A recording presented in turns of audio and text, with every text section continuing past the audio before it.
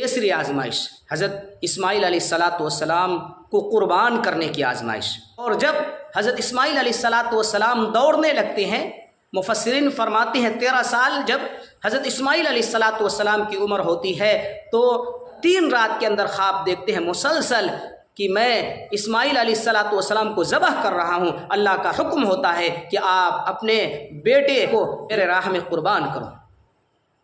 سورہ صافات آیت نمبر 102 سے لے کر 108 تک تقریباً 7 آیتوں کے اندر اللہ نے واقع قربانی کو بیان فرمایا۔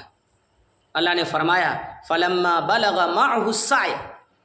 پس جب وہ اس کے ساتھ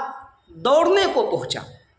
حضرت اسماعیل علیہ السلام ابراہیم علیہ السلام کے ساتھ دوڑنے کی عمر کو پہنچا، قال یا بنی انی اری فی المنام انی اذبحک، ابراہیم علیہ السلام نے کہا ہے اے بیٹے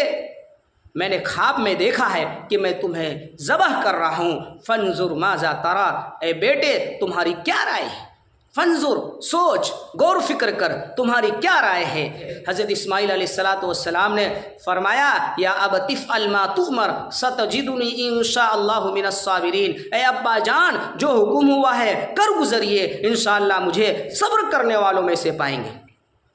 یہ فیضان نظر تھا یا کہ مکتب کی کرامت تھی، یہ فیضان نظر تھا یا کہ مکتب کی کرامت تھی۔ سکھائے کس نے اسماعیل کو آداب فرزندی؟ جب باپ بیٹے تیار ہو جاتے ہیں، فلما اسلم وتلہ للجبین، حضرت ابراہیم علیہ السلام قربان کرنے اور حضرت اسماعیل علیہ السلام قربان ہونے کے لیے تیار ہو جاتے ہیں، وتلہ للجبین، اور جب کروٹ پر اس طرح لٹاتے ہیں کہ پیشانی کا ایک حصہ زمین پر چھو جاتا ہے، حضرت اسماعیل علیہ السلام کچھ نصیحت فرماتے ہیں، اے ابا جان مجھے اچھی طرح باندھیے گا تاکہ میں تڑپ نہ سکوں، اور اپنے کپڑوں کو مجھ سے بچائیے گا، کہیں کپڑوں پر خون کے چھٹے نہ پڑے اور جس کی وجہ سے میرے ثواب میں کمی آ جائے، اور اس کے علاوہ میری والدہ اگر دیکھے گی خون کو دیکھے گی تو زیادہ غمزدہ ہوگی۔ اے ابا جان چھری کو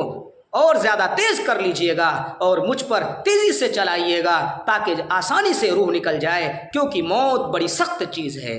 اور اے ابا جان جب آپ گھر جائیں گے تو ہماری والدہ ہماری امی جان کو آپ سلام کہیے گا اور کپڑا لے جانا چاہیں لے جائیے گا تاکہ انہیں تسلی ہو، تشفی ہو۔ تو اسماعیل علیہ السلام یہ نصیحت فرماتے ہیں، اور اس کے بعد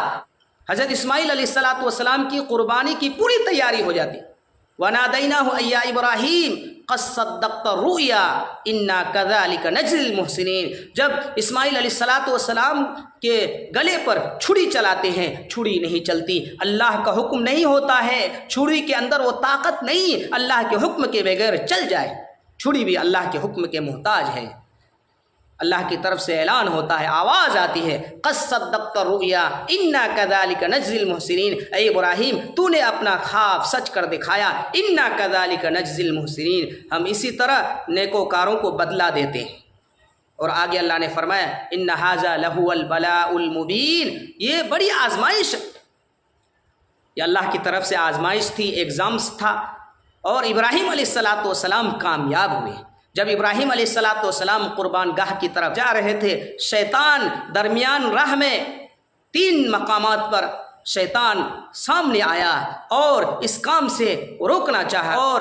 تینوں مقامات پر حضرت ابراہیم علیہ السلام نے 7 کنکریوں سے شیطان کو بھگایا، اور اللہ کو یہ عمل اتنا پسند آیا کہ اللہ تعالیٰ نے مناسک حج میں داخل فرمایا، اور حجاج کرام جب بھی جاتے ہیں مینا کی تینوں جمرات میں 7 کنکریوں سے شیطان کو مارتے ہیں۔ آگے اللہ نے فرمایا وَفَدَيْنَاهُ بِذِبْحٍ عَظِيمٍ، اور ہم نے ایک عظیم ذبیحہ دیا فدیہ کے طور پر، جنتی میڈھا جو حابیل نے قربانی دی تھی اسماعیل علیہ السلام کی جگہ پر اس کو قربان کیا، اور اللہ تعالیٰ نے قربانی کو رہتی دنیا تک کے لوگوں کے لیے یادگار بنایا۔